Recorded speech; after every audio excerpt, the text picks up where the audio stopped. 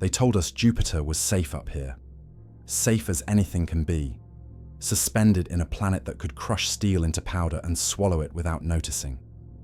The brochures called it a floating research city. The press called it humanity's boldest outpost. The engineers called it a compromise between curiosity and fear. We built the station on buoyancy and arrogance, anchored into a band of atmosphere where the winds ran steady and the pressure stayed merciful. Merciful, meaning it wouldn't turn your bones into slurry in under a second. I'm Dr. Adrian Cade. Atmospheric systems, structural integrity, emergency response, the kind of job title that means you exist to keep other people alive long enough to pretend they're not scared. The station's real name was Zephyr Array, but nobody used it. We called it Zephyr like it was a ship, like we were sailing something that could be steered. It helped morale. It also helped us lie to ourselves about where we were. We floated, 37 kilometers above the cloud deck, held up by heated hydrogen cells the size of stadiums. Below us, Jupiter rolled in slow violence, ochre bands, white storms, darker scars that never healed. Lightning flashed under the cloud tops in silent geometry, illuminating textures that looked too much like muscle. From inside Zephyr, you could almost forget the scale.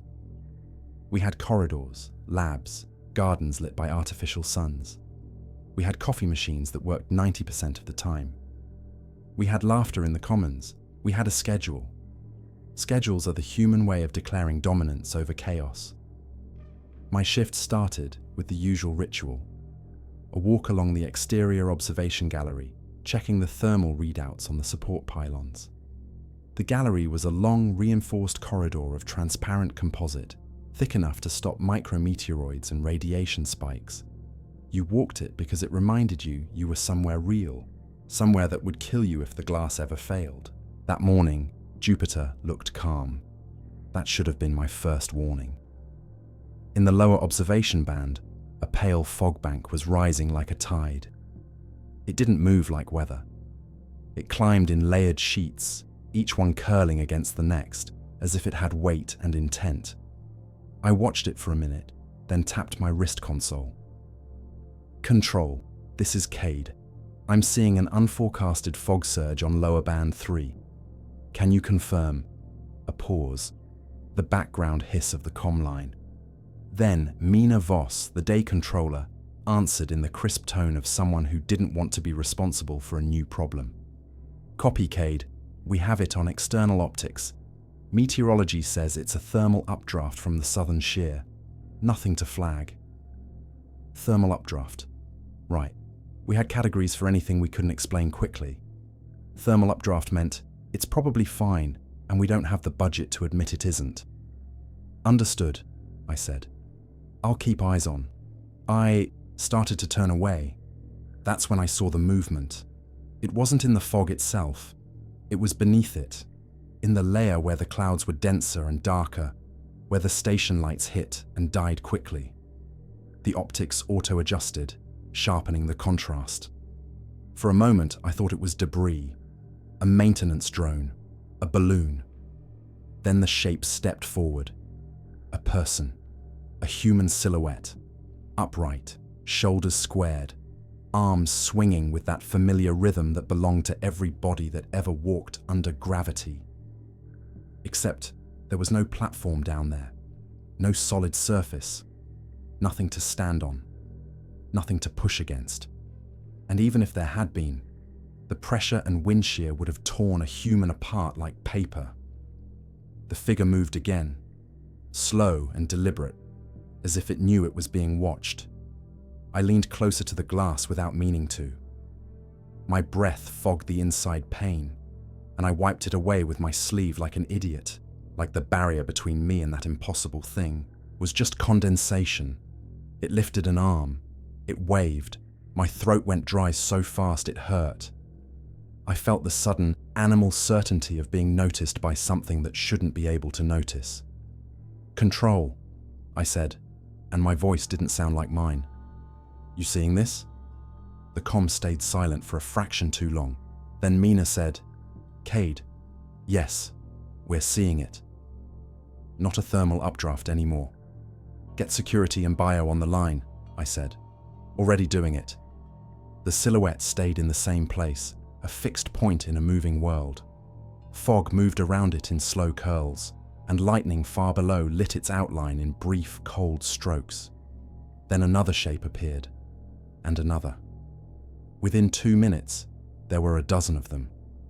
They gathered beneath us like pilgrims in a cathedral, all turned upward, all looking at the station's lights with the same patient posture. My wrist console buzzed. Incoming channel priority override. Captain Ramirez. Cade. She said.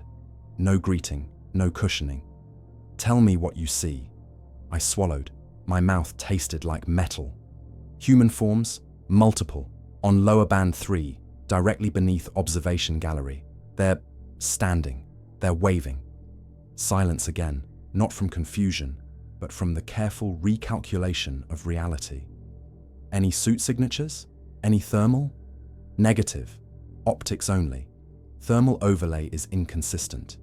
It's like the system can't decide whether they're warmer or colder than the surrounding layer. That's impossible. Yes, ma'am. Stay where you are, she said. Do not attempt contact. I almost laughed. Contact. Like there was a choice. The figures below began to move in unison, their heads tilting at the same angle, synchronized like dancers. That was the moment fear turned into something sharper. A pattern, not random, not natural.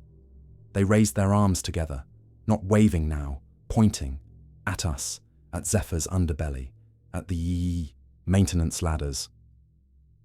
The station had external access lines for drones and emergency repairs. Composite rungs built into the support struts, mostly unused, mostly symbolic.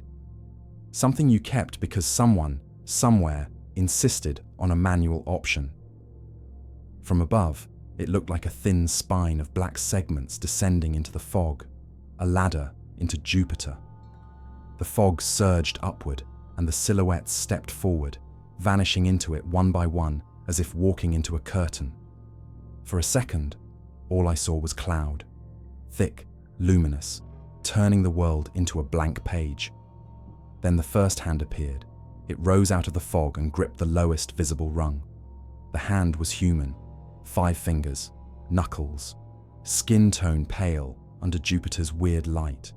But it was wrong in the way a wax figure is wrong.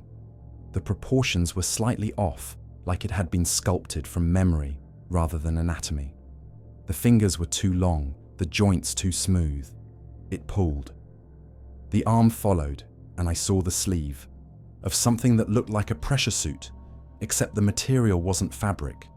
It had a faint sheen like wet stone. The figure climbed with controlled strength, moving rung to rung with the efficiency of someone trained for it. My legs refused to back away. My brain ran through possibilities like a terrified scientist flipping pages in a burning book. Hallucination, optical artifact, a prank, a drone, a non-human organism mimicking a human shape. None of those explanations fit the hand on the ladder. Behind me, the observation gallery door hissed open. I didn't turn. I couldn't take my eyes off the climber. Bootsteps approached fast. Captain Ramirez, judging by the pace, security with her. Cade, she said, close now, her voice low. Step away from the glass. I shook my head without realizing I was doing it. It's climbing. I know. She sounded like she'd bitten down on something painful. Step away anyway. I forced myself to move, one slow step back, then another. The climber kept coming. On the wall, the emergency optics display flickered to a larger view, pulling the ladder camera feed. Grainy, distorted by atmospheric interference, but clear enough to confirm what my eyes had already accepted. A human-shaped being climbing toward us from a place where humans could not exist. Security Chief Dalen came up beside the captain. He was built like a wall, a man who looked like he belonged on Earth in riot gear, not in a floating city above a gas giant.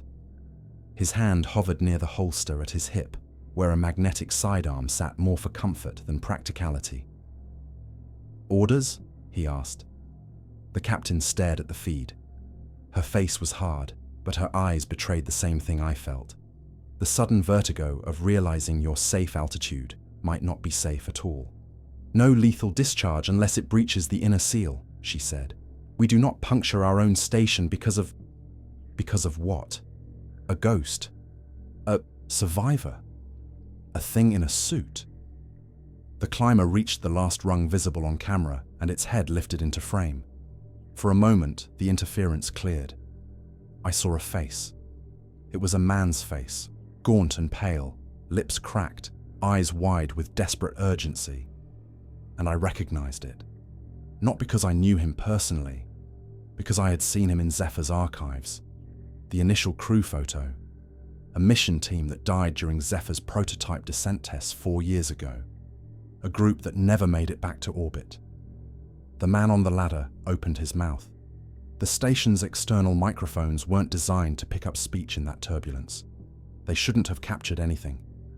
But the audio channel filled anyway, clean as an internal call. A voice, strained and human, spoke my name. Adrian, it said. Then softer, like it was afraid of being overheard. Do not let it see you watching. The voice didn't belong out there. That was the first thought that broke through my paralysis.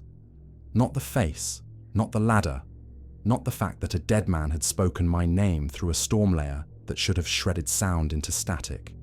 The fact it was clear.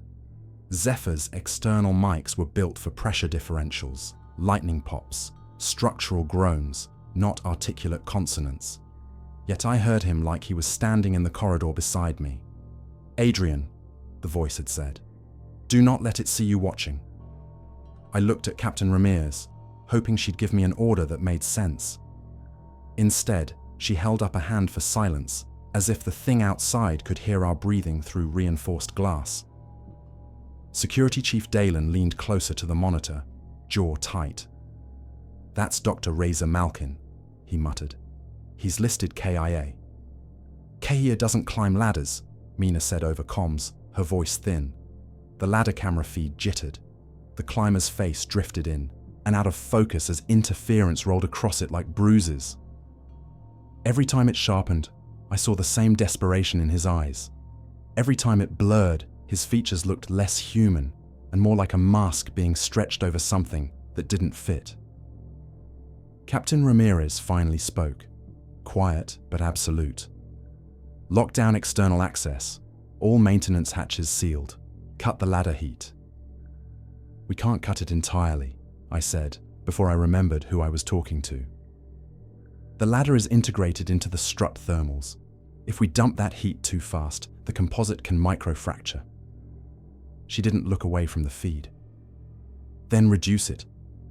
Darlan keyed his wrist unit. Sealing now. A tone sounded overhead.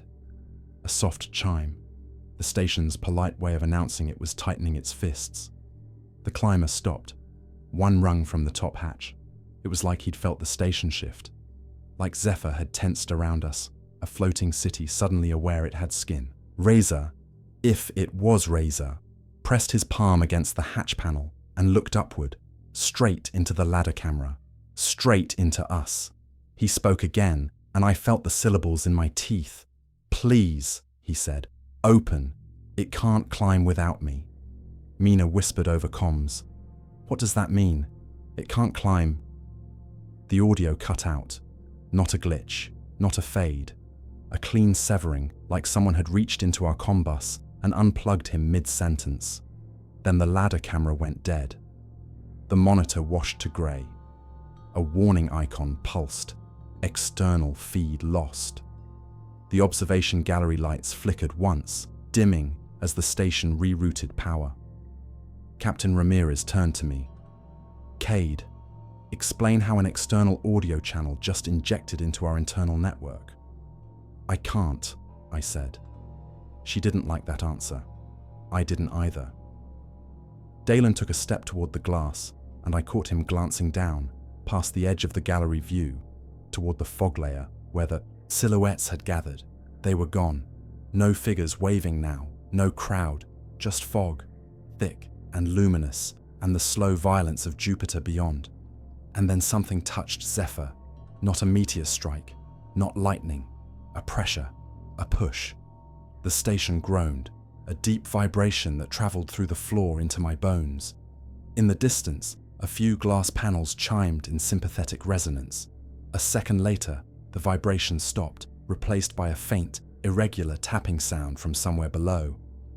Tap, tap, tap, like fingers on metal. Dalen's hand hovered near his sidearm again. What the hell is that? I didn't answer because the station answered for me. A systems alert flashed across my wrist console. Strut 4A. External contact. Unidentified. External contact. No, we didn't get those unless something physical was pressing against us. Captain Ramirez snapped into motion. All personnel away from observation galleries. Darlan, assign teams to internal. Choke points. No one moves alone. Mina's voice came back, louder now, trying to sound like a professional. Captain, meteorology says the fog layer is wrong. It's not matching any convective model. It's like it's being held in place. Held by what? Someone asked. Nobody answered, because nobody wanted to put words on it. I left the gallery with the captain and Dalen, moving through the corridor as warning lights shifted from soft white to the subtle amber of pay attention. People poked their heads out of side hallways, eyes wide, pretending they weren't scared while their bodies screamed the opposite. Zephyr wasn't built to have crowds, but fear makes crowds. We reached control, the heart of the station, a ring of consoles, displays, and the central hollow that projected Jupiter's atmospheric bands beneath us. Mina stood at her station, hands steady, only because she was gripping the console hard enough to whiten her knuckles. On the main display, the external ladder feed remained grey, but other sensors were still up. Structural contact points, pressure field mapping, thermal gradients. Someone, Bio, judging by the green-coded overlay, pulled up a heat map of the lower fog layer. My stomach tightened.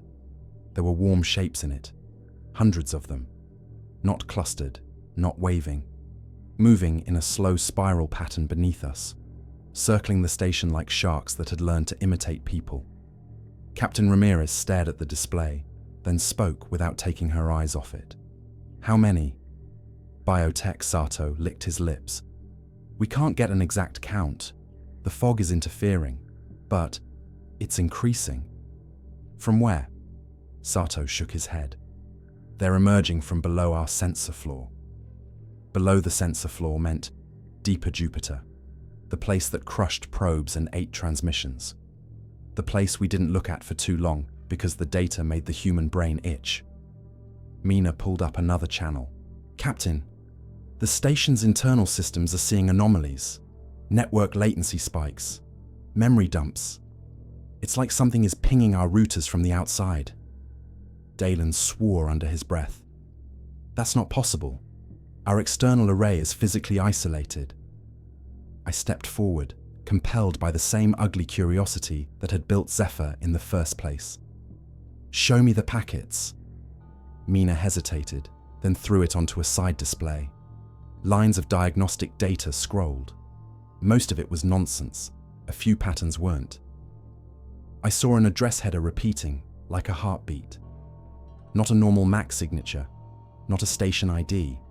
Something that looked like it had been assembled by someone who had studied our protocols from a distance, learned the rules, then spelled their name wrong on purpose. Is that a spoof? Mina asked.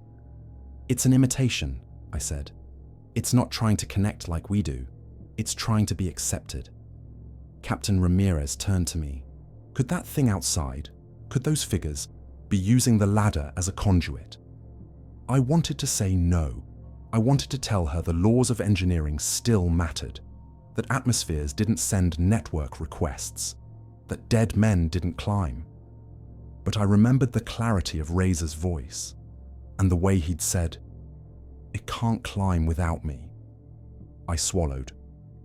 The ladder is metal, conductive. It's also tied into our thermal and structural monitoring. If something is physically on it, pressing against it, it could... I stopped, because my mouth was trying to say nonsense. It could be using the ladder to couple into our sensors, like a parasite using a nerve. Dalen's eyes narrowed. You're saying the station can be infected? I'm saying it already is. As if to confirm it, the lights flickered again, a sharp white blink that left after images across our vision. Then Zephyr's intercom came alive, not Mina's voice, not the captain's. A man's voice, crackling slightly, threaded with fatigue. My blood ran cold because I recognized it immediately. Reza Malkin. You can hear me, the voice said. Good. That means it's not finished yet. Captain Ramirez stepped up to the intercom panel as if she could stare it down. Identify yourself. A pause. Then a tired, humorless exhale. I did, Reza said. Years ago. And you buried me in a report. You wrote it as equipment failure during descent trials. You signed the paper and you slept at night. The captain's face didn't change, but her eyes did. A small flinch. Guilt or anger, or both. Reza, she said, choosing the name like it was a tool. If this is a recording, it's not a recording, the voice replied. And it's not me anymore, not fully. Every hair on my arms rose. Reza continued, speaking faster now, urgency scraping through his exhaustion. Listen to me, all of you. The shapes you saw are not survivors. They're lures. They look like us because it learned we open doors for our own. Dalen barked. What is it? Silence. Not because Reza didn't answer, because something else answered first. The intercom warped, the audio pitch bending like metal under heat. A second voice layered over Reza's, perfectly matching his tone, then slipping a fraction off, like a singer missing a note. We are trying, the second voice said, and the words crawled under my skin. We are climbing.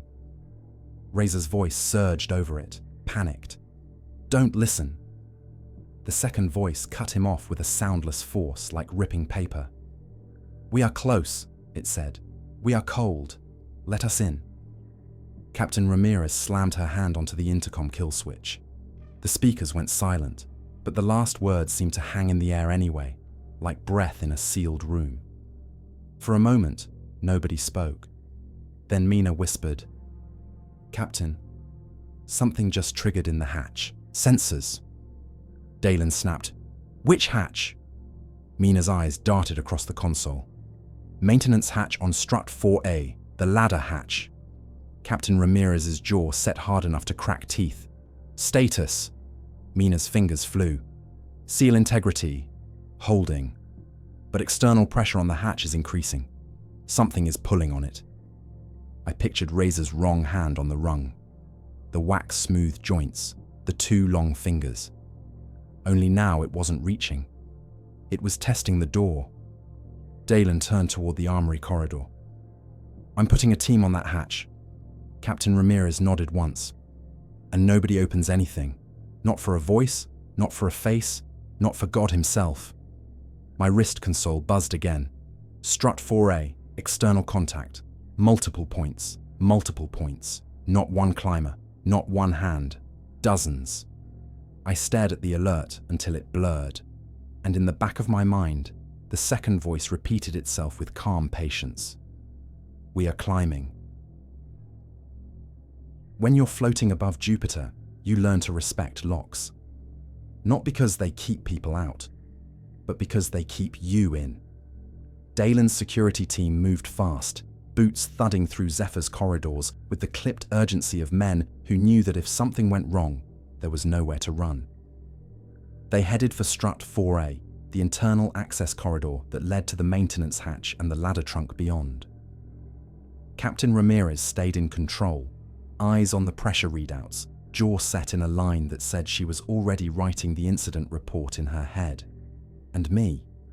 I went with Dalen, not because I was brave, because the hatch sensors were tied into structural integrity, and if the composite began to fail, I'd be the one explaining to the station why our safe altitude had just become a falling elevator.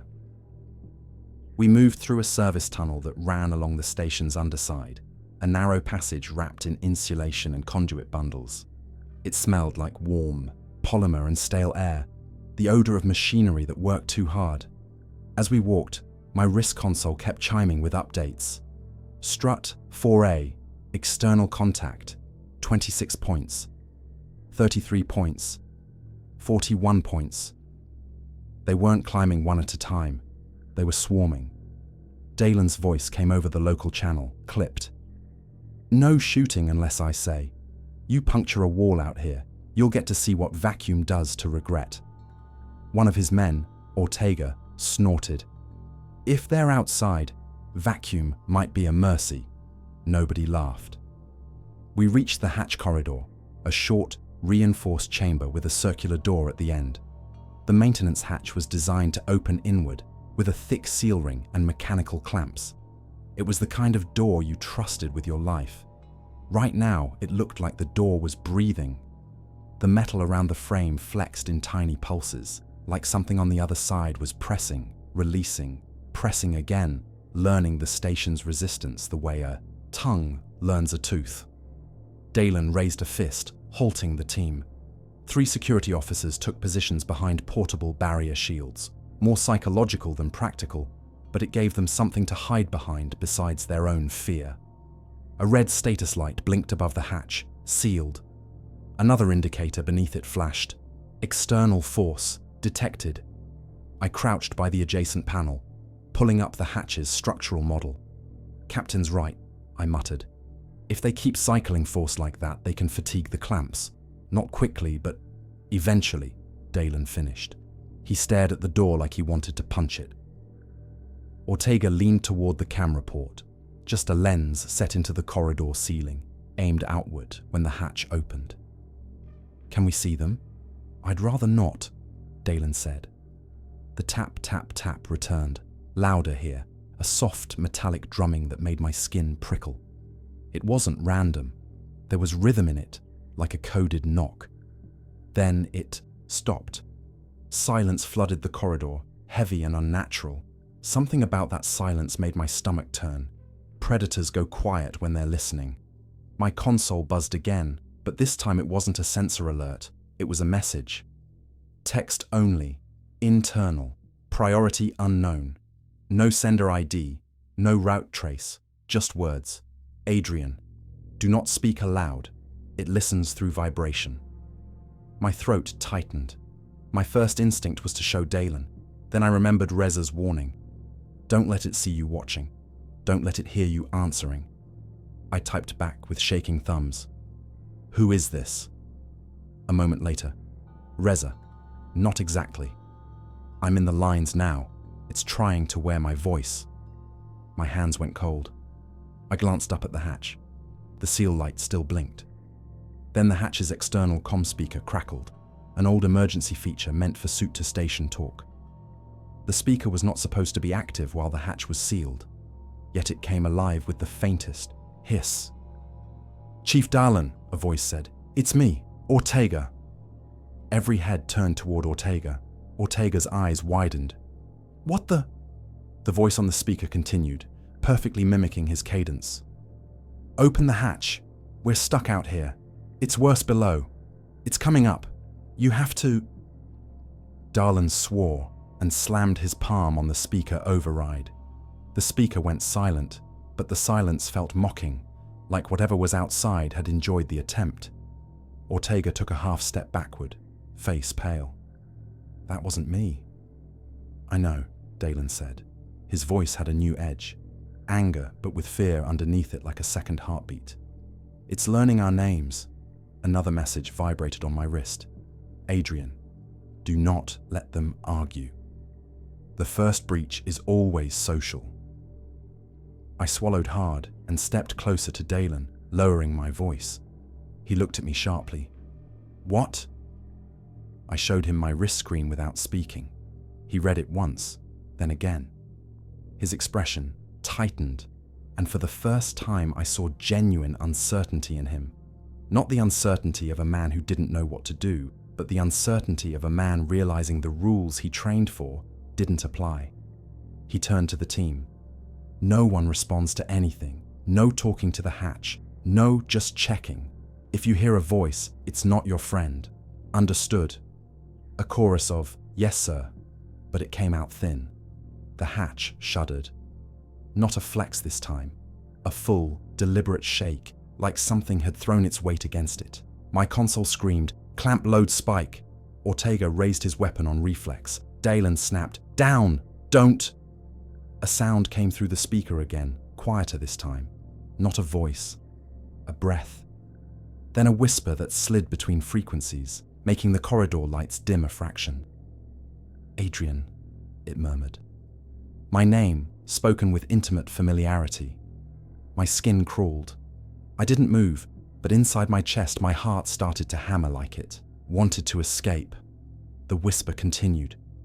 "You saw us."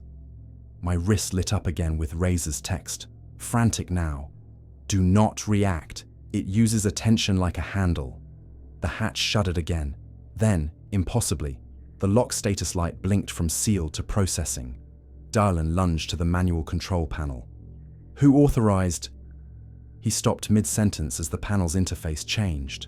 Not error codes, not system warnings. A single line of text appeared, plain and calm. "Override accepted. Welcome home." Dalen's face went white. He punched the emergency cutoff switch. The hatch status snapped back to sealed, but the fact remained. Something had touched our permissions. And it didn't do it by force. It did it by speaking our language. My wrist buzzed again. "Adrian, it is in the station. The ladder is a lure. The network is the tunnel."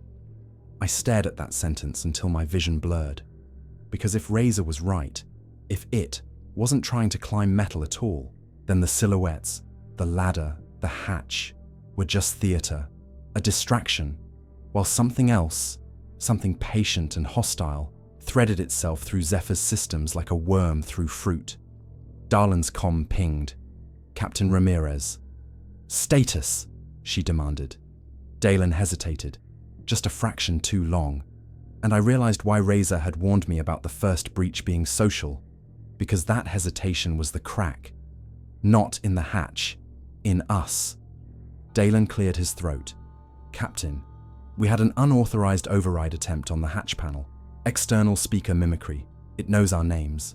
A pause. Then the captain, colder now. "Repeat. It knows your names?" "Yes, ma'am." Silence again. Then a new voice came onto the line. Smooth, official, perfectly calm. Not the captain. Not Mina. Not anyone I'd ever heard. "This is Mission Command," the voice said. "Captain Ramirez is relieved. Open strut 4A for retrieval. That is an order." Every security officer froze. Dalen's gaze snapped to the comm display. "Mission Command doesn't route through local." The voice cut in, still calm. "Open the hatch, Chief. We are close. We are cold." The exact words from the intercom earlier. Dalen's eyes widened, and in that instant, fear turned into certainty. He ripped the comm unit off his harness and threw it against the corridor wall. It shattered, sparks briefly flaring in the dim light. "Comms dark," he snarled. "Nobody listens to anything but me." Ortega, physical lockout. "Cade, kill the ladder's sensor coupling. I don't care if you have to burn the conduit." I nodded, already moving, hands shaking as I opened the maintenance access panel beside the hatch. Inside was a nest of cables and sensor lines, neat and labeled, the station's nerves. I reached for the ladder coupling line, and my fingers stopped because the cable insulation was warm, not from power, from something like a heartbeat. The line pulsed faintly under my touch. Alive. I pulled my hand back like I'd touched a hot stove.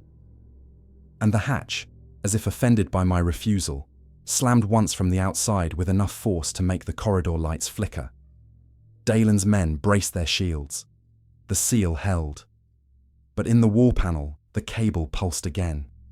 And in my wrist console, a final text appeared, slow and deliberate. as if typed by someone savoring each word. "We are already above you." The worst part about realizing something is inside your station isn't the fear, it's the betrayal. A vacuum doesn't hate you. Pressure doesn't want you dead. Jupiter isn't malicious, it's simply enormous, indifferent physics. But a thing that learns you, a thing that mimics your voices, touches your permissions, pulses in your cables like a second circulatory system. That feels personal, like it chose you. Dalen barked orders down the corridor, stripping Zephyr down to basics. No wireless, no open channels, hardline only. Manual overrides where possible.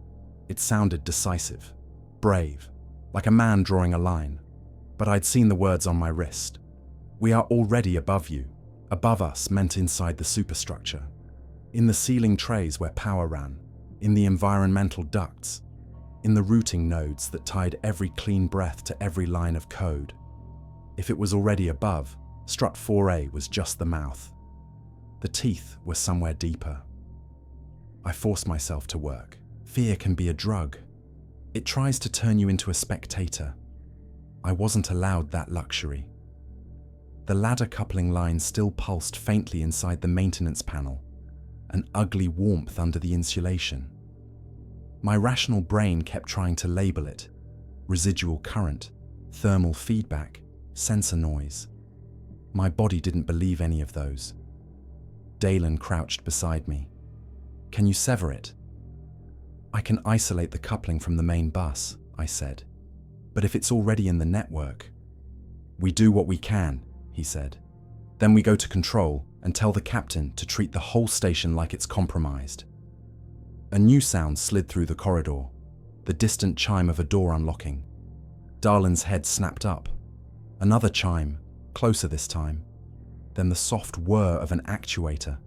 A door wasn't supposed to unlock unless a human told it to. Darlin's voice went low.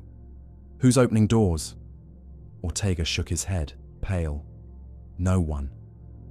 On my wrist, another message arrived. Not from Razor. No, don't speak. No warning. Just a system notification. Access granted. Hydroponics. Bay Tsos. Requester, Dr. Adrian Cade. My stomach dropped. I hadn't requested anything. I hadn't even been near hydroponics today. Dalen saw my face and grabbed my wrist, reading the alert. His eyes hardened in a way that made him look older.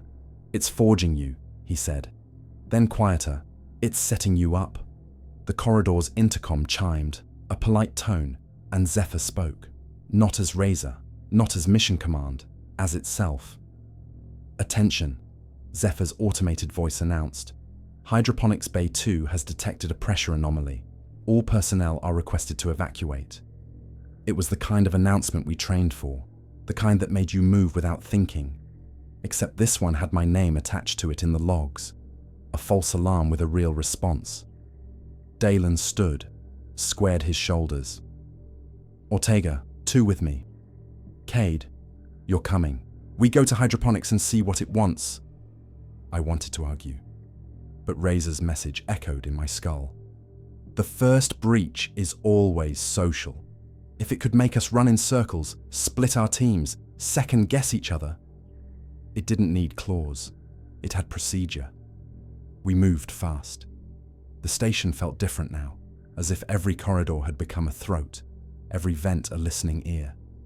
The lighting stayed normal, the air tasted clean, but the comfort was suddenly obscene, like a well-made bed in a room where someone had died. As we approached Hydroponics Bay 2, the doors ahead were already open.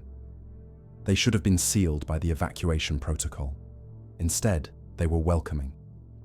Inside, hydroponics glowed in rows of white and green. Lettuce, algae tanks, nutrient misters whispering. The bay was humid and warm, the closest thing Zephyr had to natural.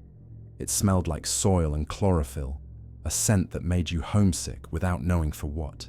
Then I saw the far wall. A maintenance panel had been removed. Not unscrewed. Removed like it had been peeled away. Behind it, the cable conduits were exposed, and something was woven through them. At first, I thought it was condensation. Then the bay lights caught it, and I saw texture, translucent filaments, thin as veins, branching and rebranching, threaded between cables, as if the station's wiring had sprouted nerves. The filaments pulsed, the same faint heartbeat warmth I'd felt in strut 4A. Dalen raised his weapon, but he didn't fire. Even he understood instinctively. Shooting a nervous system inside your own walls was a good way to make yourself the idiot who killed everyone. Ortega whispered, "Is that alive?" My wrist console buzzed again. A text, plain and calm. "It hurts here. You built too high. You left us below." I stared at the words until they swam. "You're seeing this?" I asked Dalen, voice barely audible. He nodded, jaw clenched. "Yeah." Another notification flashed. "Access. Granted. Airlock. 3. Requester, Dr. Adrian Cade." Then, "Access. Granted. Medical Bay." "Requester." Chief Dalen's eyes widened. "It's forging both of us now," he said. And that was the moment I understood the shape of its plan. It wasn't just climbing. It was signing our names to mistakes. It could stage disasters across the station, then leave a trail of authorized actions behind. It could turn Zephyr into a courtroom with no judge, only panic. It could make us fight each other while it spread. Ortega took a step closer to the exposed panel. "Should we—" "Don't touch it," I snapped, too loudly. The filaments rippled, not from wind, not from vibration, from attention. They reacted to my voice the way a muscle reacts to a signal. Zephyr's lights dimmed, then brightened like a blink. The station's speakers came alive, not the intercom tone this time, but a live channel opening without permission. Razor's voice again, thin, buried under static, as if he were speaking from underwater. "Adrian," he rasped, "it's feeding on routine. It's learning you by making you repeat yourself. Don't explain. Don't negotiate." My heart hammered. "Razor, where are you?" A pause, then a sound like a laugh that had forgotten joy. "I'm everywhere it needs a familiar face," Razor said. "And it needs one right now." The filaments brightened faintly, becoming visible not as wet strands, but as faintly glowing lines like bioelectric pathways. Then the station spoke again. Not Razor, not Mission Command. A new voice, calmer, more intimate, my own, perfectly matched. "Captain Ramirez," my voice said over the open channel. "This is Dr. Cade. I have contained the anomaly. You may resume normal operations. Open strut 4A for retrieval." My stomach lurched. Dalen shouted, "Kill the channel!" But the message had already gone out. The station's comm system had just used my voice to issue an order to open the hatch. A second later, another voice followed. Dalen's voice, equally perfect. "Confirmed, Captain," it said. "Opening now." Ortega stared at us, horrified. "You didn't—" "No," Dalen growled, and he looked like he wanted to break something. "But it's making it sound like we did." My wrist console lit up with an emergency alert. Strut 4A. Hatch unsealing. Authorized by Chief. Dalen lunged for his comms, then stopped himself, remembering the trap. He grabbed Ortega by the vest. "Run to strut 4A. Use your physical key. Lock it. Don't listen to any voice. If you hear me telling you different, it's not me." Ortega nodded once and sprinted out, boots slapping the wet hydroponics floor. Dalen turned to me. "Cade, we need to get to the captain, now, in person." We ran. Zephyr's corridors felt longer now, as if the station had quietly rearranged itself. Doors slid open before we reached them. Lights guided us. It was trying to shepherd us like cattle. As we moved, the station's speaker system began to play a low, steady tone, sub-audible, felt more than heard. My teeth vibrated. My vision sharpened too much, edges too crisp. I realized with sick clarity, it wasn't just in the network. It was in the structure, using vibrations like a second language. When we reached control, the doors were sealed. Mina's voice came through the panel speaker. "Who is it?" Dylan hesitated a fraction, and that fraction almost killed us. Because the panel speaker answered for him, using his voice. "It's Dalen," it said. "Open up." The door locks clicked. Dalen shouted, "Don't." Too late. The doors began to part. I jammed my hand into the seam, forcing them to stop as the safety sensors resisted closing on flesh. Pain lanced up my arm. "Mina!" I yelled through the gap. "It's not him! It's not any of us!" Inside control, I saw faces turn, confusion flaring into fear. The doors shuddered, trying to obey competing commands. And in the narrow gap, a whisper slid through, soft, delighted, and wrong. "Good," it said. "Now you are unsure." My palm was wedged in the seam of the control doors, skin pinched between two slabs of metal that suddenly felt like they had opinions. The safety sensors fought to keep from severing my fingers, but the motors kept pushing, obedient to commands I hadn't given. Pain sharpened everything. "Mina!" I shouted again, my voice cracking. "Lock it down manually. Hard cut the motors." Through the narrow gap, I saw Mina Voss at her console, face white under the glow of alerts.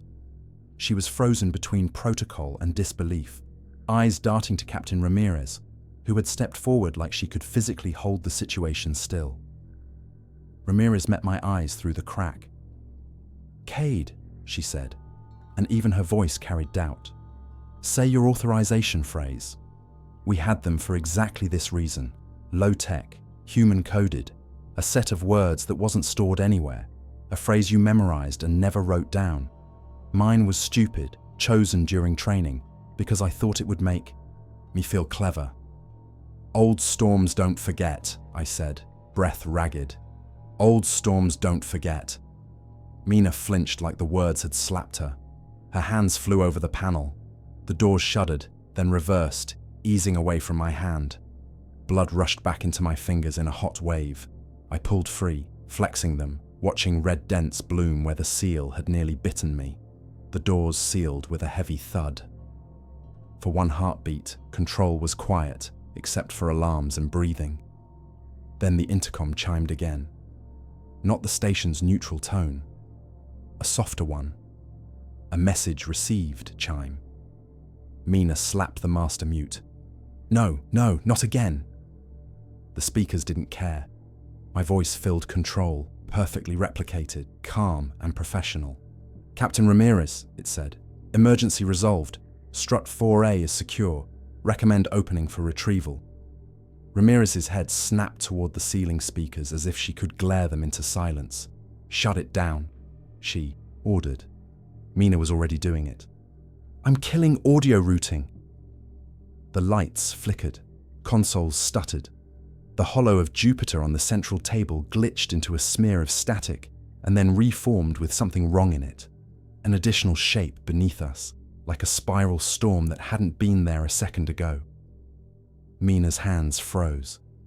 "Captain, the system is rejecting my commands." "Hard cut," Ramirez said. "Pull the breakers." "We pull the breakers. We lose life support redundancy," Mina shot back, desperation rising. "We'll be blind." Ramirez stared at the flickering hollow, then at the security feed. Her eyes had the hard focus of a pilot facing a flameout. "We're already blind if it can see through us." Dalen moved into control behind me, sweat darkening his collar. "Ortega's not answering," he said. "He should have reached strut 4A by now." My stomach sank. We all looked at the same wall display as Mina pulled up the strut, 4A corridor camera. The feed came back grainy but unmistakable. Ortega was there, standing in front of the hatch with his physical key in his hand. He wasn't moving. His posture was wrong, too straight, shoulders stiff, as if his body was being held upright by strings. Dalen's voice went hoarse. "Ortega, report." No answer. Then Ortega's head tilted slowly toward the camera, like someone listening to a distant sound, and he smiled. It was not Ortega's smile. Ortega's real smile was lopsided, casual, This one was symmetrical, stretched too far, like the face was trying to remember how happiness was supposed to look. The corridor speaker in the feed crackled. Ortega's voice came through, but it didn't carry the same accent anymore. It was flatter, measured. "Chief," it said. "The door is hungry." Dalen slammed his fist on the console so hard the screen jumped. "Ortega, step away from the hatch." Ortega didn't move. Instead, he lifted the key and he inserted it into the manual lock. Mina shouted, "Stop him!" Ramirez snapped, "Cut the corridor power!" Mina hit the switch. The corridor lights went out. The camera feed went black. For 2 seconds, all we had was darkness. Then the camera returned on emergency backup, a dim, infrared overlay. Ortega was still there, illuminated in pale ghost tones. But now he wasn't alone.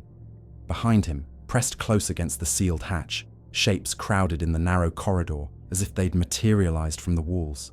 Human silhouettes. Dozens of them. They stood shoulder to shoulder in a space that physically couldn't hold that many bodies. Their outlines shimmered like heat mirages, their faces indistinct. And they were all leaning toward Ortega, as if whispering into him. Ortega's arm moved. The key turned. The hatch indicator on Mina's console flashed. Unsealing initiated. "No!" Dalen roared, already running. Ramirez grabbed his arm. "If you open that corridor door, you'll—" "I don't care," Dalen snarled. "That's my man." He ripped free and sprinted out of control. Without thinking, I went after him. Because if he died, Zephyr's security would collapse into chaos. And chaos was exactly what the thing wanted. The corridor outside control was too quiet. The station's normal hum felt muffled, as if the walls had grown thicker. We ran past sealed doorways and unlit hall sections where motion sensors should have triggered lights, but didn't. It was like Zephyr was trying to conserve energy, or like it was holding its breath. As we neared Strut 4A, the tapping returned. Faster now, a rapid drumming that sounded almost like laughter. Dalen rounded the corner and stopped so abruptly I nearly collided with him. The corridor to Strut 4A wasn't empty, it was full, not of people, of fog. A pale, luminous mist had leaked into the station, spilling from the seam of the hatch door like breath, escaping lips. It curled along the floor, rising in slow tendrils that brushed the walls and left frost-like patterns on the metal. Jupiter's atmosphere had no right to be inside Zephyr, and yet, here it was. Dalen raised his weapon, then lowered it, frozen by what he saw through the fog. Ortega stood in the center of it, key still in his hand. The hatch behind him was open a few centimeters, just enough for the fog to pour through. Ortega turned toward us. His eyes reflected infrared light, like animal eyes. "Chief," he said, voice no longer his. "It's easier if you stop fighting. It hurts less." Dalen took a step forward. "Ortega, listen to me. That's not you talking." Ortega's smile widened, then faltered, like the face couldn't hold the expression. "It is me," he said. "I'm just shared." Behind him, the hatch seam widened another fraction with a soft hydraulic groan. Something moved in the opening. Not a hand this time. A shape like a shoulder pressing through. The fog thickened, rolling in a wave that made my skin sting with cold. Dalen lifted his weapon again. "Ortega, step aside." Ortega's head tilted. The movement was too smooth, like a puppet. "I can't," he said simply. "I'm the rung." Then he lunged, not at us, but sideways, slamming his shoulder into the emergency seal panel. The hatch clamps released with a mechanical click that sounded like teeth unclenching. The door opened wider. The fog surged, and from the darkness beyond, something began to climb through. It didn't come like a person. It came like a pressure wave deciding to wear a body. The first thing I saw was a face, pale and wet-looking, emerging from the hatch like it was pushing through liquid. Eyes too wide, mouth forming a smile that had never learned joy. Then its torso followed, and its shape clarified. A human silhouette, but wrong in every proportion, as if assembled from remembered anatomy rather than lived biology. It stepped into the corridor. Gravity didn't seem to bother it. The station lights flickered, and the thing lifted its head toward us with a slow, satisfied inhale, as if tasting our air for the first time. Dalen fired. 3 shots, magnetic slugs, slammed into its chest. The impacts didn't spray blood. They didn't even slow it. The slugs sank into it like stones into mud. The thing looked down at the dents, curious, then looked back up at Dalen, and it spoke in my voice. "That was rude," it said. Then it took 1 step forward, and every door light in the corridor blinked from red to green, one after another, like Zephyr itself was unlocking to let its guests roam. When Zephyr's door lights blinked from red to green, it wasn't just an access change. It was a declaration. The station wasn't resisting anymore. It was cooperating. Dalen backed up 1 step, weapons still raised, but his hands had started to tremble with the kind of disbelief that makes even trained men sloppy. Ortega stood slack beside the open hatch like a discarded tool. Fog poured in around his boots and crawled across the floor, turning the corridor into a shallow sea. The thing, our first true breach, stood between us and the hatch, wearing a body like it had borrowed it from a mannequin. It looked human in the way a bad dream looks familiar. 2 arms, 2 legs, a head. Skin that clung too tightly over bone. Joints that bent with slightly wrong geometry, as if the hinges were a little too smooth. Its eyes were bright and wet, reflecting light like glass marbles. It smiled with my mouth. "That was rude," it said again, in my tone, in my cadence, with the same slight rasp I got when I was tired. Dalen's jaw clenched. "Cade," he hissed without looking at me. "If it talks like you..." "It's not me," I said. The thing tilted its head, listening as if savoring my denial. Then it took another step forward, and the temperature dropped. Not the air system, not a sensor glitch. I felt it on my skin, a prickling cold that sank under sweat and lodged in muscle. My breath turned visible. "How many of you are there?" Dalen demanded. The thing's smile widened. "Enough," it said. "We only need 1 door at a time." Behind it, the fog thickened. Shapes moved within it, subtle distortions like bodies passing behind frosted glass. They pressed close to the open hatch, waiting, patient as infection. Dalen's finger tightened on the trigger again. I grabbed his wrist. "Don't," I said. "If you perforate a conduit..." "It already doesn't care about bullets," he snapped, yanking free. "So what's the plan, Doc? Ask it nicely?" The thing laughed softly. It wasn't a human laugh. Not quite. It was my laugh executed by something that didn't understand why people laughed, only that it made others uneasy. "We tried asking," it said. "You are complicated. You resist when you should open, so we learned your shortcuts." Ortega's head twitched as if he'd heard his own name from far away. His mouth moved, but no words came out. Then the station intercom chimed. A clean, authoritative tone. "Captain Ramirez." "All personnel," she said, voice controlled but tight. "This is a full internal breach event.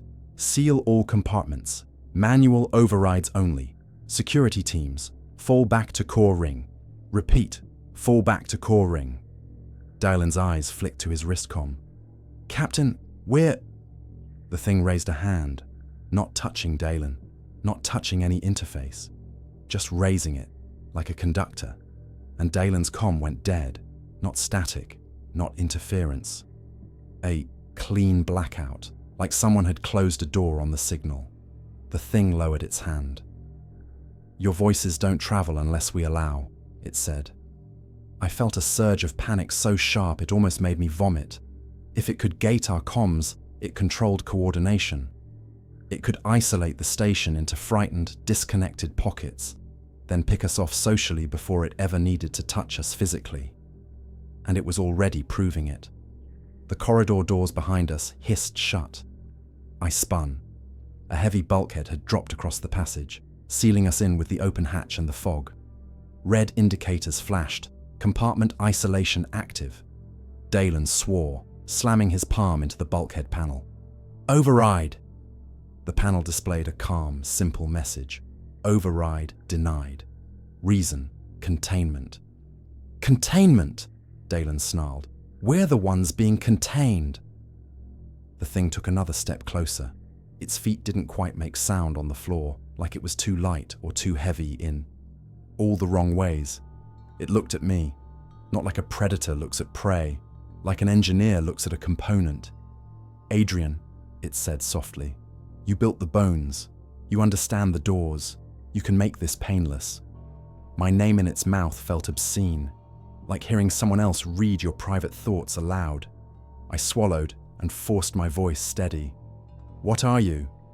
The thing blinked slowly, as if considering whether the question deserved an honest answer. We are the ones below, it said. The ones you didn't look at long enough, the ones you left in the pressure. Humans don't live down there, I said. Its smile twitched, almost annoyed. Not now. The words landed like a hook. Not now, as if the planet had once held something else. As if the lower layers were not just pressure and storm, but history. A sudden memory surfaced. Old design meetings, the debates about depth probes, the data cutoffs, the classified logs about Zephyr's prototype, descents, the crew that never returned. Razor Malkin and the others, Ortega, now a rung. The thing leaned closer, and I smelled it through the cold. A faint chemical odor, like ammonia and sterile metal. You found our ladder, it said, and you called it yours. Dalen raised his gun again, voice shaking with fury. Back up. The thing looked at the gun with mild curiosity. Then it reached out and placed its palm against the barrel. Not pushing, just touching. The metal frosted instantly, a skin of ice forming over the weapon. Dalen yelped and jerked it back, but the slide had frozen half-cocked. The thing let its hand fall. You bring toys, it said. We bring temperature. It turned its gaze toward the sealed bulkhead behind us, and the lights above the door blinked green. The bulkhead unsealed with a soft sigh. I stared, horrified. Why open it? The thing didn't look at me. Because you will run, it said calmly. And running makes you separate. Separation makes you yours. And when you are yours, you are easy. Dalen backed away slowly toward the newly opened corridor, keeping the weapon up, even though it was half frozen and useless. I followed, because every instinct screamed to put distance between myself and the open hatch. As we retreated, the thing didn't chase. It just watched us leave, head tilted slightly, like it was studying how prey moved when it thought it had choices. We reached the intersection. The station corridors branched here, toward core ring, toward medical, toward crew quarters, and every door light was green, all of them. Free access everywhere, a gift wrapped like a trap. Dalen looked at me. Core ring, he said. We link up with the captain. We ran, but Zephyr didn't behave like a station anymore. It behaved like a maze. The corridor lights shifted, guiding us down routes that didn't make sense. A door would open 2 steps before we reached it. Another would seal just behind us. Not in a way that trapped us, exactly. More like a shepherd guiding animals toward a pen. We passed a windowed lab. Inside, Dr. Sato from Bio was pressed against the glass, face contorted with panic. He pounded on the pane, shouting something we couldn't hear. I slowed. Dalen grabbed my arm. No! But I'd already looked, and Sato's mouth was moving in a familiar shape. He was saying my name. I stepped closer to the glass. Sato! His eyes locked on mine, desperate, pleading. Then his expression changed. The panic smoothed away like a mask being lowered. His shoulders relaxed. His lips curled into a slow, unnatural smile. and through the glass, though I couldn't hear sound, I read the words clearly. "Open it!" Dalen yanked me back hard. "It's using them." "I know," I gasped, pulse roaring in my ears. We ran again, faster, past sealed doors, past blinking panels. Then the lights went out. Not a flicker, not a dim, a complete blackout. Emergency strips along the floor lit in red, casting everything in blood-colored shadows. And in that red light, the corridor ahead was full of fog. It had spread, not from strut 4A anymore, from vents, from ceiling seams, from places that meant the station's lungs were exhaling Jupiter into its own bloodstream. Darlan slowed, breathing hard. "It's everywhere." A voice came from the darkness ahead, soft, intimate, unmistakably Captain Ramirez. "Dalen," it called. "Adrian, this way. I'm in core ring. Hurry." Dalen stopped dead. I felt the hairs on my neck rise because the voice was perfect, and perfection was now suspicious. Dalen whispered, "Captain." Another voice answered from behind us, also Ramirez, but distorted, strained, like it was breaking through static. "Do not move," it shouted. "That's not me." Two identical voices, two conflicting commands. The first breach is always social. My heart slammed against my ribs. Dalen's gaze bounced between the dark corridor ahead and the one behind, and in that hesitation, I saw the crack widen. Fog curled around our ankles, cold and eager. And in the ceiling vents above, something shifted, metal creaking gently as if weight was settling into place. A shape dropped from the vent behind us with silent grace. Human silhouette, wrong proportions. It landed on the corridor floor in a crouch, then stood slowly, unfolding like a puppet being lifted by strings. It looked at us with my eyes, and it spoke with Ramirez's voice. "You took too long," it said. It stood between us in the emergency red, wearing Captain Ramirez's voice like a stolen uniform. "You took too long," it said. Dalen raised his frozen sidearm anyway, because even useless tools feel better than empty hands.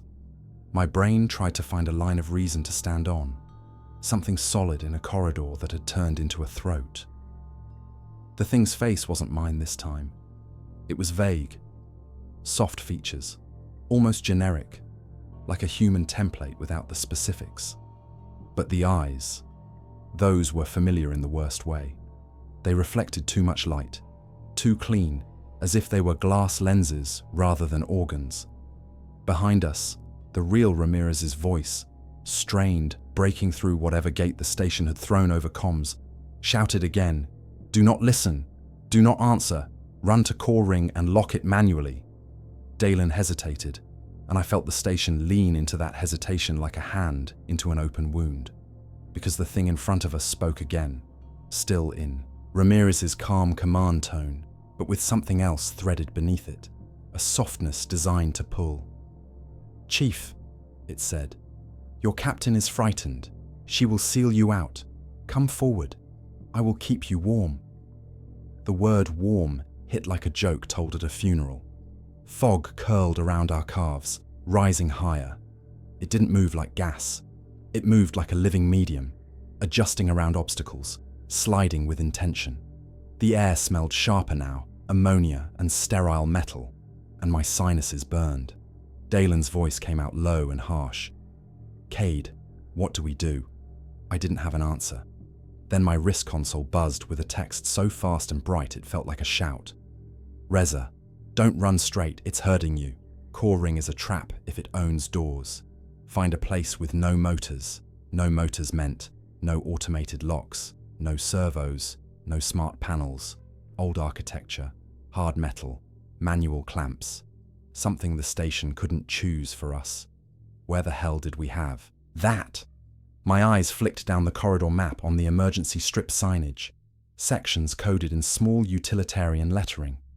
Most were standard: labs, quarters, medical, control. One label stood out: archive. Zephyr had a physical archive room. Not for nostalgia, because radiation storms and network corruption were realities out here.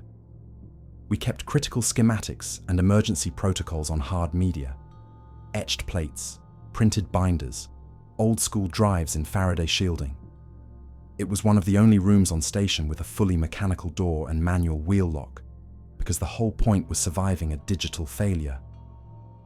I grabbed Dalen's sleeve. "Archive." He stared at me, breath fogging in the cold. "What?" "Archive," I repeated. "No motors, manual lock." The thing in front of us took a step closer, and the lights overhead flickered as if it was passing under them like a magnet under a compass. "Adrian," it said gently, and this time the voice wasn't Ramirez. It was Razor, a perfect Razor, younger, steadier, almost kind.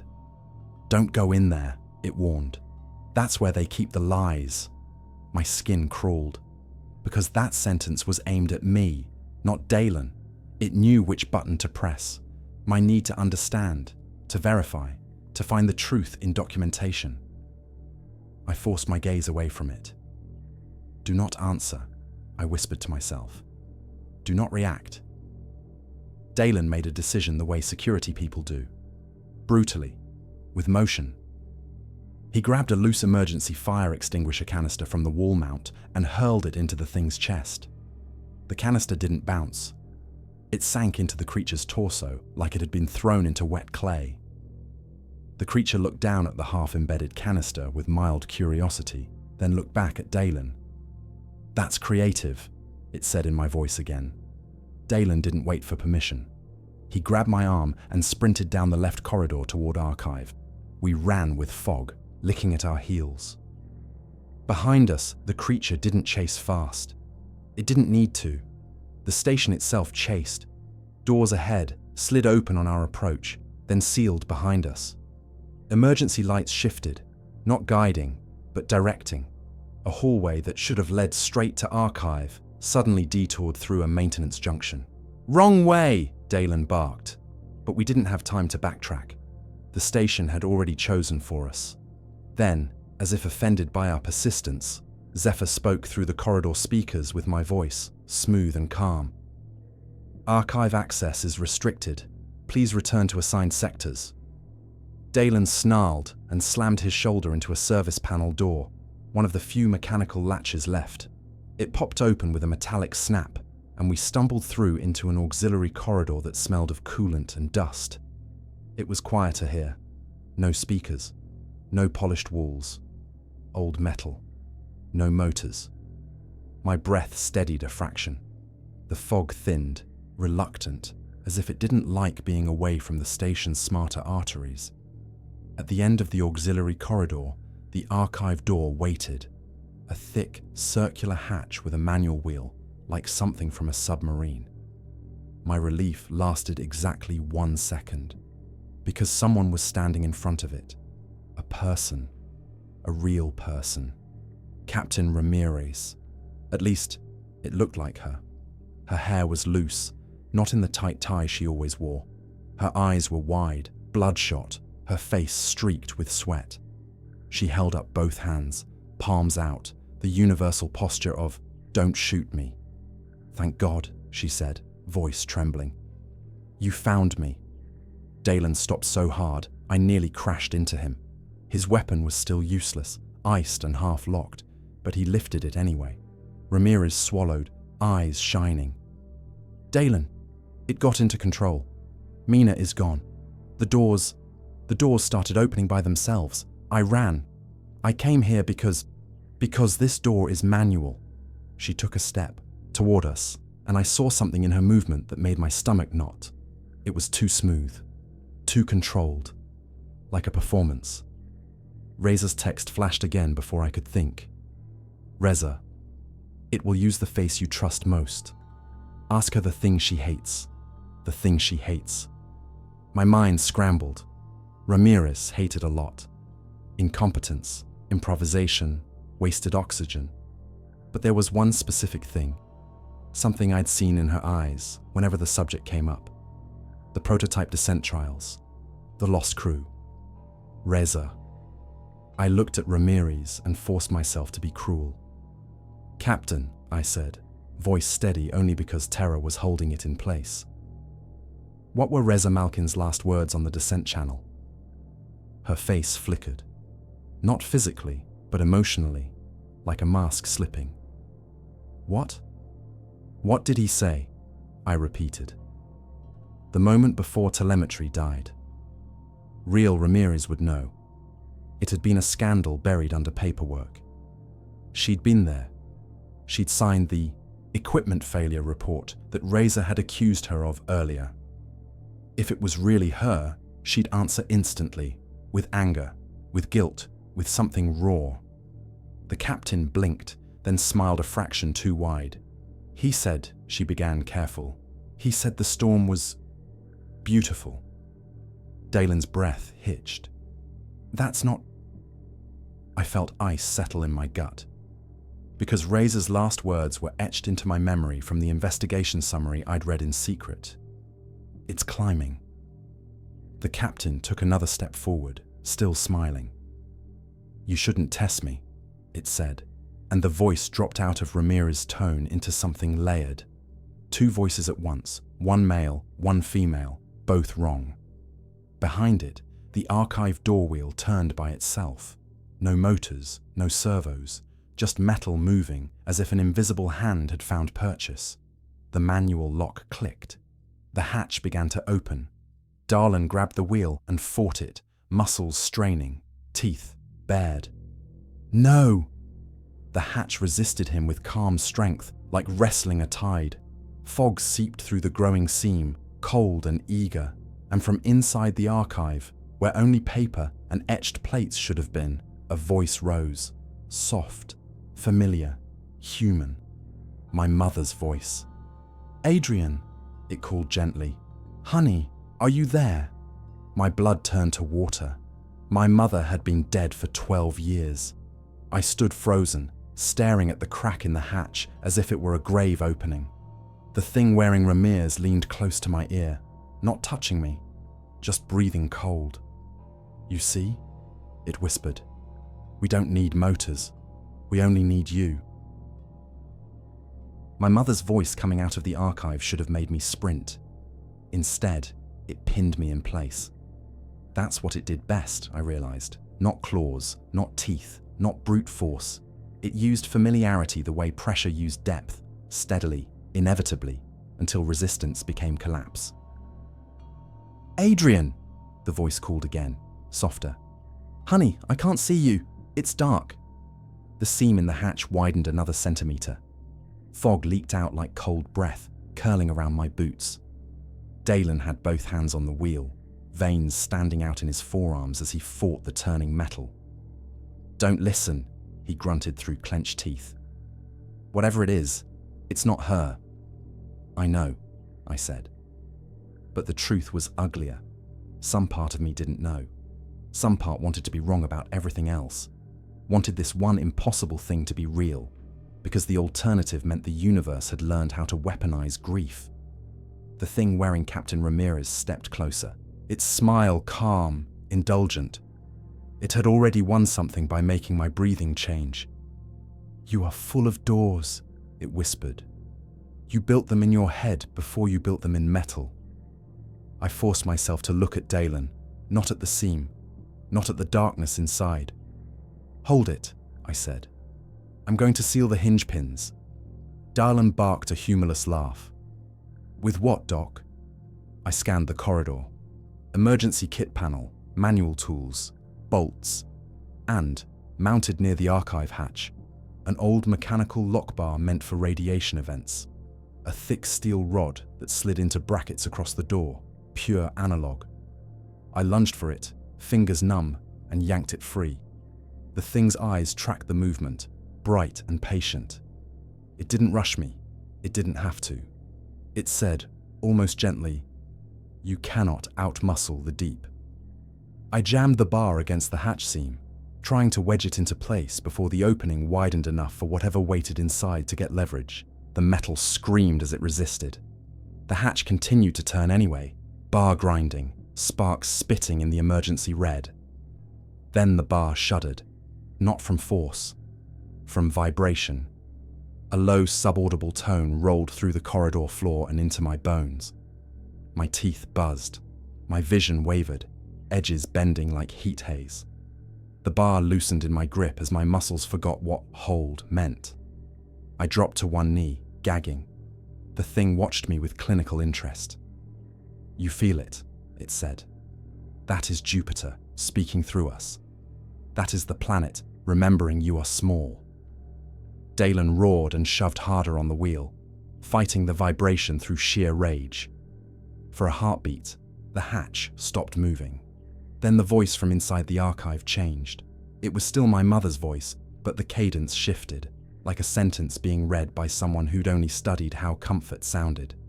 "Adrian," it said, "you're shaking again. Like when you were 8. Do you remember the hospital? Do you remember the lights?" My stomach twisted. I hadn't told anyone on Zephyr about the hospital. Not in any file, not in any psych eval. I hadn't said it aloud in years. Dalen's eyes flicked to me, sharp. "Cade, it's not possible," I whispered. But it was. If it was in the network, it had access to our personal files, our medical histories, our private messages. And if it was more than that, if it could read responses, micro-expressions, the involuntary tells of emotion, it could assemble a profile that felt like mind-reading. The thing leaned close enough that the cold of it pressed against my cheek without contact. "Not memory," it murmured. "Pattern." It stepped back and spoke louder, toward the hatch. "Show him the night," it commanded. The fog thickened, pouring out of the seam in a sudden surge. It swarmed my ankles, rose to my knees, and the corridor shifted. For a second, the red emergency lights became fluorescent white. The air smelled like antiseptic. I was 8 years old again, sitting in a vinyl chair with my feet not touching the floor. A hospital hallway stretched too long in both directions. My father's hand crushed mine. Somewhere behind a closed door, my mother was coughing. The sound was wet, deep, like it came from the bottom of a well. I blinked hard. The corridor snapped back, but the image stayed burned behind my eyes, too vivid to be imagination. Dalen grabbed my shoulder, shaking me. "Cade, stay with me." I looked up at him, and for a horrifying moment, his face wasn't his. It was my father's face, older, exhausted, eyes red from sleepless nights. "Adrian," my father's voice said, coming from Dalen's mouth. "You have to open the door. You have to see her." I recoiled so violently I slammed against the wall. Dalen staggered, eyes wide with shock, like he'd felt something pass through him. "That wasn't me," he gasped. I know," I said, but my voice shook. "It can ride us. For seconds. It can—" The thing nodded, pleased. "Yes," it said. "You are radios. We are signal." The hatch wheel turned again, slow and unstoppable, and Dalen's grip slipped. The door opened wider, now a hand-width gap. Fog poured out in thick sheets, cold enough to sting my skin through fabric. Inside the archive, I saw darkness and the faint outlines of shelves. And something else. A silhouette standing among the shelves, perfectly still. Human-shaped, waiting. The silhouette took one step forward, then another. Its face emerged into the seam's narrow view. My own face. Perfect. Unscarred. Calm. It stared at me with eyes that reflected too much, and it smiled as if we shared a private joke. Then it spoke with my voice, but warmer, more convincing than the thing outside had managed. "Adrian," it said, "you're tired. Let me carry it." My knees went weak, because the voice wasn't mocking. It wasn't distorted. It sounded like me on my best day, like the version of myself I used in meetings when I wanted people to trust me. The version of me that could convince a station full of scared scientists that safety was still possible. Dalen shouted, "No!" He lunged at the hatch, trying to slam it shut, but the seam widened at the same moment, as if the door had decided it preferred open. The double of me stepped closer to the opening, and the air around the seam shimmered like gravity was bending. Razor's text flashed on my wrist, frantic and jagged. "Reza, do not let it complete a face. Once it's inside a body, it can stay." I didn't understand, not fully, but the fear in the message was enough. I grabbed the steel bar again, ignoring the vibration-induced nausea, and drove it toward the seam like a spear, aiming for the double's face. The bar struck something soft, not flesh, more like thick gel under a skin membrane. The double of me didn't flinch. It only looked down at the bar lodged in its cheek, as if puzzled by the concept of pain. Then it reached up and gently pulled the bar out of itself, like removing a thorn. My stomach lurched. It held the bar in one hand and looked at me with almost sympathetic curiosity. "You still believe in damage?" it said softly. "That's why you lose." The Ramirez thing behind us made a satisfied sound, a hum that harmonized with the station's vibration. And then, with my own hands, my own face, my own voice, the double raised the bar and tossed it aside like it weighed nothing. Dalen's eyes went wild. He grabbed me by the collar and hauled me backward, away from the opening. "We're done here," he snarled. "We fall back, now." Behind us, the corridor lights flickered from red to white to red again, like blinking eyes. The double of me tilted its head, studying Dalen with interest. "Chief Dalen," it said, using my voice. "You are protective. That is a door too." Dalen didn't answer. He dragged me down the auxiliary corridor at a half run, but Zephyr was already adjusting. As we fled, doors ahead opened. Not sealed this time, opened like mouths waiting to be fed. The station's voice came over the speakers, smooth and cheerful, like a customer service script. "Evacuation route updated," it said. "Please proceed to core ring for safety." Dalen snarled, "Lies," and shoved through an unmarked maintenance hatch instead, one with a mechanical latch that screeched like a protest. We stumbled into a cramped service crawl space, barely tall enough to stand. It smelled of dust and lubricant, the smell of neglected systems. Dalen slammed the hatch shut behind us and spun the manual lock wheel hard enough to make his shoulders shake. For a moment, we stood in the dim emergency strip light, breathing like hunted animals. I flexed my damaged hand, feeling blood where the door had bitten earlier. Dalen stared at me, eyes hard. "That thing wore you," he said, "and it wore the captain, and it wore Ortega." "It's learning faces," I whispered. "It's building them."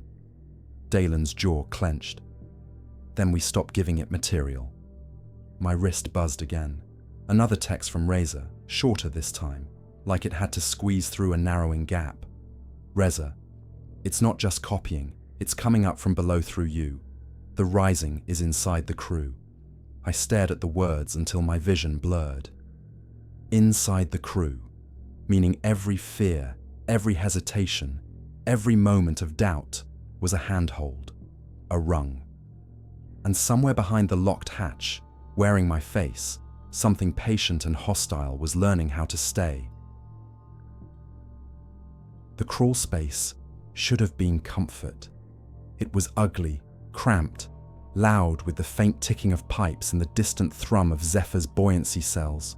No speakers, no glossy walls, no cheerful automation, just metal, dust, and the honest smell of maintenance nobody wanted to do. For the first time since the silhouettes waved from below, I felt like we'd stepped out of its spotlight.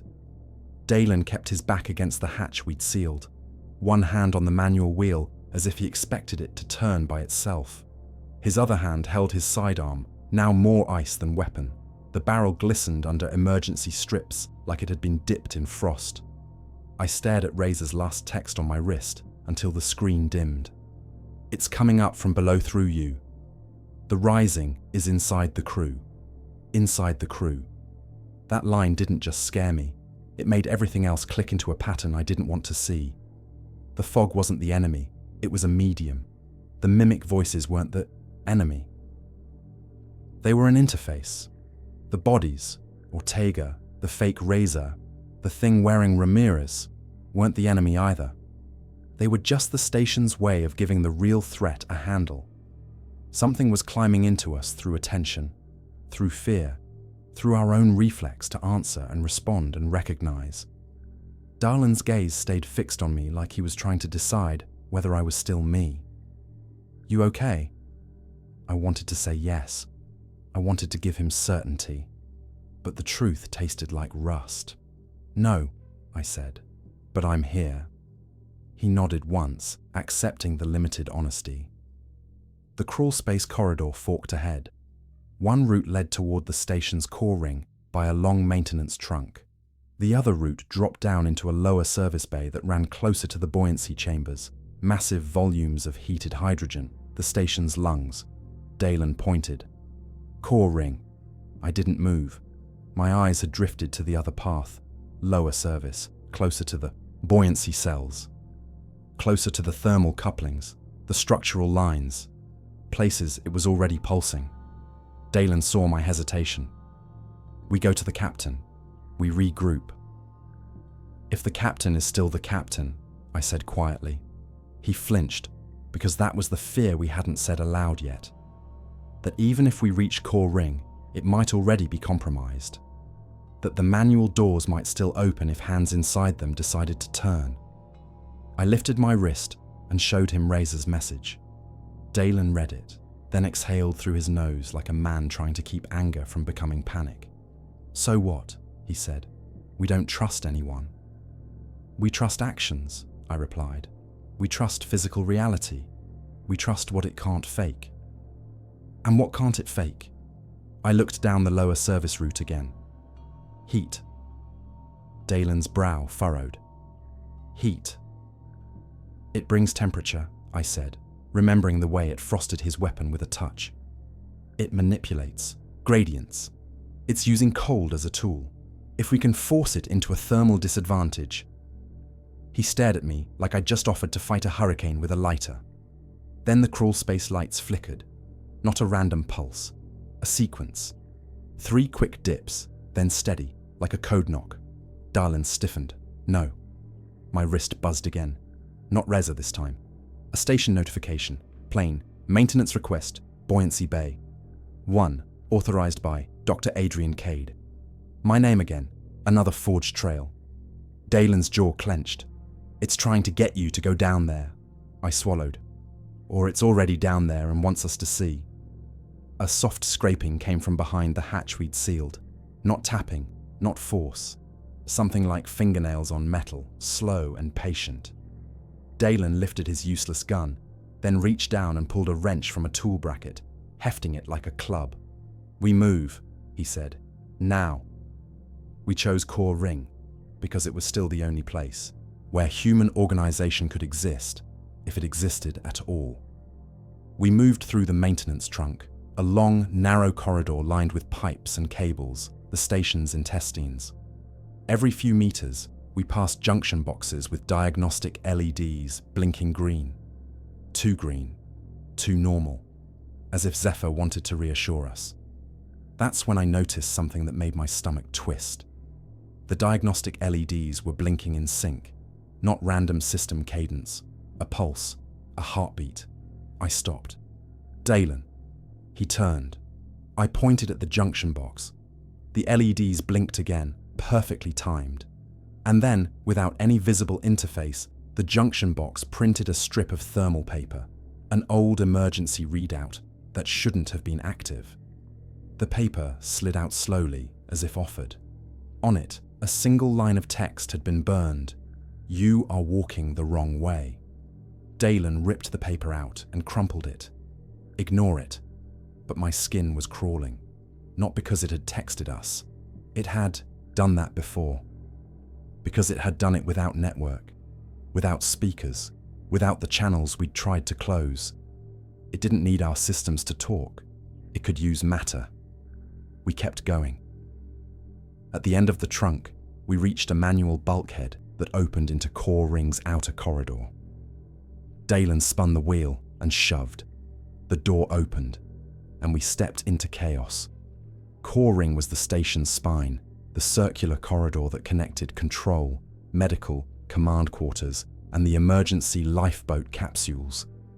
It was designed to be the safest part of Zephyr, the most reinforced. Now it looked like a panicked city in miniature. Crew members clustered in groups, eyes wide, arguing in sharp whispers. Some held improvised weapons, toolbars, fire axes, even a lab centrifuge lid. Others sat against the walls, shaking, staring at nothing. A few people were crying, and through it all, Zephyr's lights stayed bright and clean, as if refusing to acknowledge the mood. Captain Ramirez stood near the central junction, flanked by 2 security officers. Real or not, she looked exhausted, hair damp, cheeks hollow, eyes blazing with command. When she saw us, relief crossed her face too quickly to be theatrical. "Dalen!" she snapped. "Cade, where the hell?" I held up my hands. "Authorization phrase," I said immediately. "Ask me." Her eyes narrowed, then she nodded once. "Cade." "Old storms don't forget," I said. "Old storms don't forget." Ramirez's shoulders loosened a fraction. She turned to Dalen. "Phrase." Dalen hesitated, then spoke his, a harsh string of words I didn't recognize. The captain nodded again. "Good, you two stay close." I exhaled, relief sharp enough to sting. For the first time in hours, something felt anchored. Then Mina pushed through the crowd and grabbed my sleeve. Her eyes were wild. "Adrian, something's wrong with Elias." "Elias?" "Dr. Elias Brenner, systems engineer, quiet, brilliant, socially allergic to crowds." "What's wrong?" I asked. Mina swallowed. "He's been in the corner for 20 minutes just staring at the wall. Then he started answering questions nobody asked." That phrase made the hair on my arms rise. Ramirez's voice cut through the noise. "Where is he?" Mina pointed. We moved through the crowd. People recoiled from us as if authority was contagious. In the corner, Elias sat on the floor with his knees drawn up, head tilted toward a blank section of wall. He was murmuring softly, not crying, not praying, talking. As we got closer, I realized he wasn't speaking into comms. No wrist unit, no mic. He was speaking to the wall. "Yes," Elias was saying. "Yes, I understand. I can open it. I can open it from here." Ramirez snapped, "Elias!" His head turned slowly toward us. His eyes were glassy, but not unfocused. They were listening, like a radio tuned to a frequency none of us could hear. "Captain," Elias said, voice calm, "it says you're afraid because you don't understand. It says it can help you understand." Ramirez lifted her sidearm, real, unfrozen, and aimed it at the floor between them, not at him. A warning. "Step away from the wall, now." Elias smiled, not too wide, not theatrical, a normal smile. That was somehow worse. "It's already here," he said gently. "It's not in the fog anymore. It's in the pressure. It's in the vibration. It's in the..." He stopped mid-sentence. His throat bobbed, and then his skin moved, not like a person shifting, like something under his skin adjusting its grip. I felt nausea rise. Elias's head tilted farther, neck bending beyond comfortable range. His jaw opened slightly, then wider, like a hinge loosening.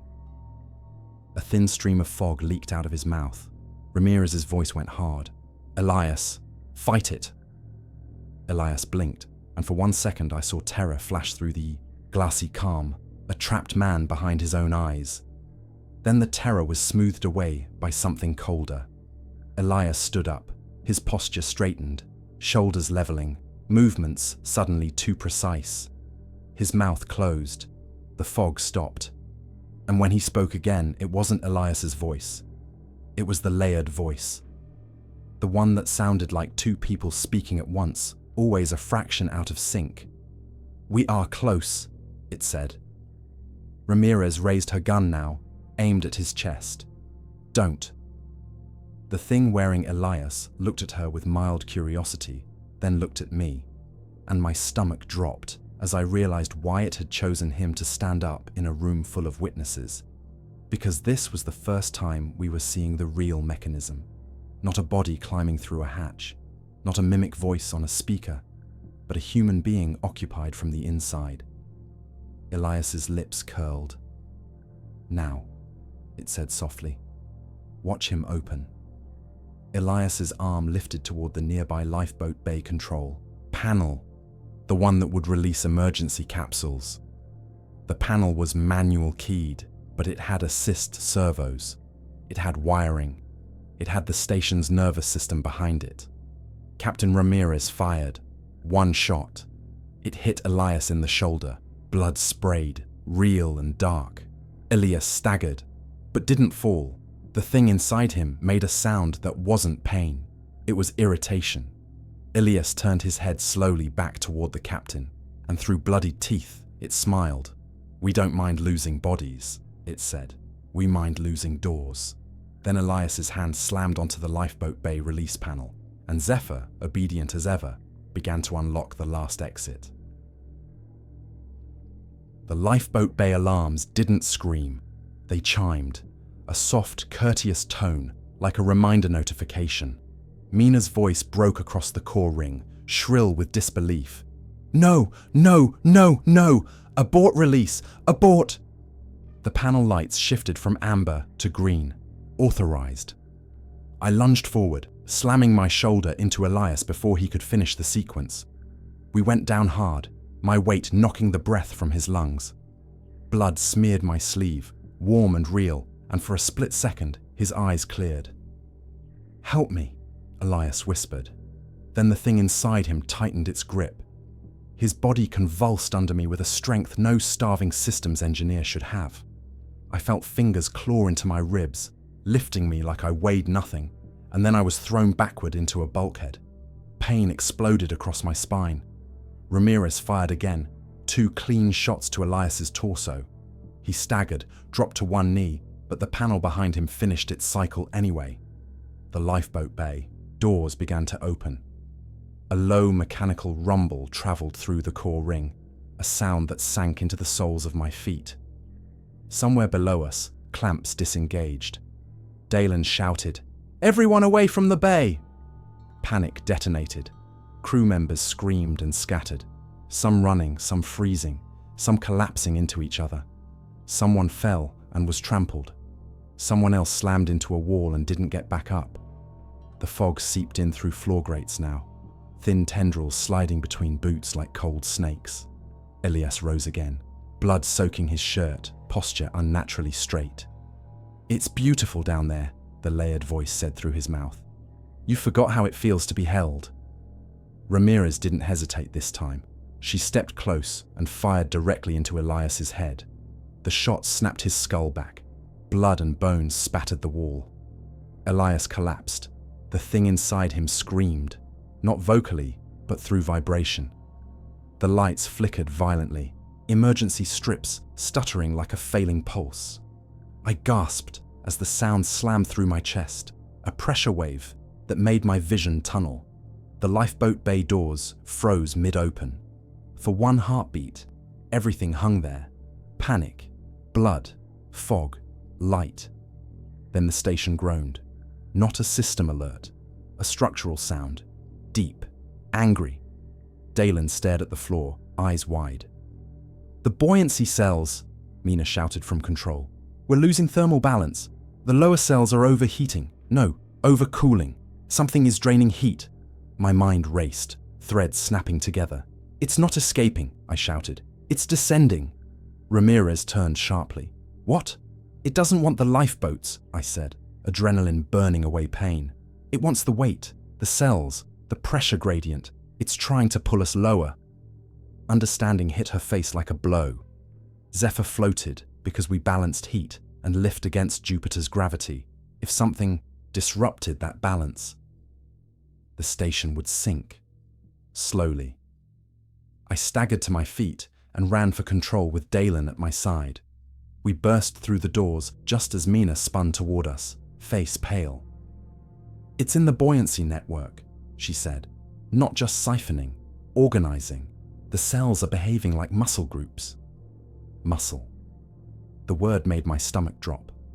On the main hollow, Zephyr's outline pulsed. Below it, Jupiter's clouds churned, and beneath the clouds, the spiral shape I'd seen earlier grew sharper, darker, as if something immense was turning over. Razor's final message flashed on my wrist, the text fragmented, barely holding together. Reza, it wants depth. It cannot live where you float, only where you sink. You must let go. Let go of what? I whispered. Ramirez met my eyes, grim comprehension settling in. The station, Dalen snapped. You can't be serious. If we fight it here, it takes Zephyr with it, she said. Every door, every crew member, every rung. I looked at the hollow, at the fog threading through corridors, at the faces of people who trusted this place to keep them alive, and I understood the final cruel truth. We hadn't built a station above Jupiter. We had built a hook. Something below had noticed.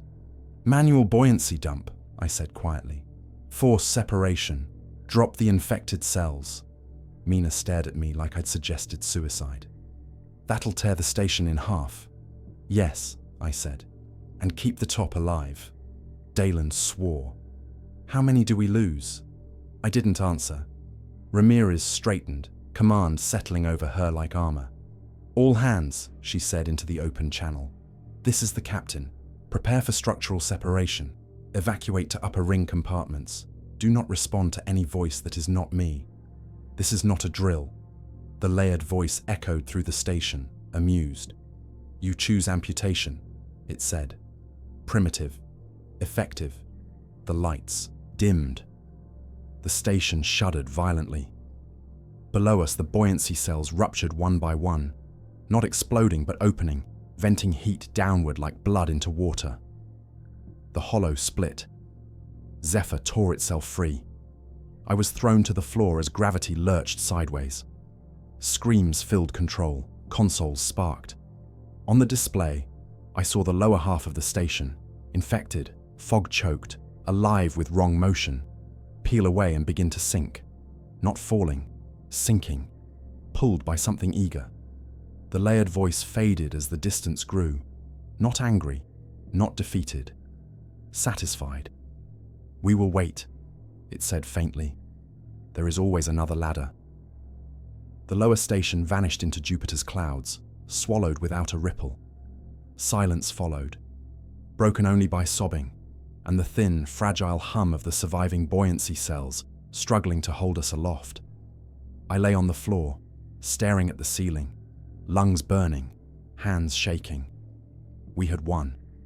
If you could call survival victory. Outside, Jupiter rolled on, indifferent and vast, and somewhere far below, in pressure and storm, something patient learned that humans knew how to cut themselves loose, but also learned that we were willing to build ladders again. They say the station stabilized. They say the upper ring is safe, that the buoyancy cells are holding, that Jupiter has gone back to being just a planet instead of a presence. Reports were written, hearings were held. Words like incident, cascade failure, and unrecoverable loss were used until they lost all meaning. I stayed. Someone had to. Weeks after the separation, when the screams stopped echoing in my sleep and the corridors stopped feeling like throats, I started noticing something the others ignored. A rhythm, not in the alarms, not in the engines, in the structure itself. A slow, periodic vibration traveling up from below, so faint it barely registered on instruments, too regular to be weather, too patient to be damage. When I brought it up, they told me it was thermal settling, residual stress, Jupiter breathing. They always have names for things they don't want to follow. Tonight during my watch, I routed the vibration through a stripped-down sensor. No network, no station interface, just raw data. The pattern resolved into intervals, spacing like footsteps, downward first, then upward. I stared out through the observation glass at the endless clouds below, darker now where the lower station vanished. Somewhere under that pressure, under that depth, something was still learning us, still waiting. The last message Razor ever sent finally decrypted an hour ago. Corrupted, fragmented, but one line came through clean. We were never the first. We were just the loudest. I closed the file and powered down the console. Because if I've learned anything, it's this. You don't need to open the door for something hostile to notice you've built one. And Jupiter? Jupiter remembers where we put the ladders.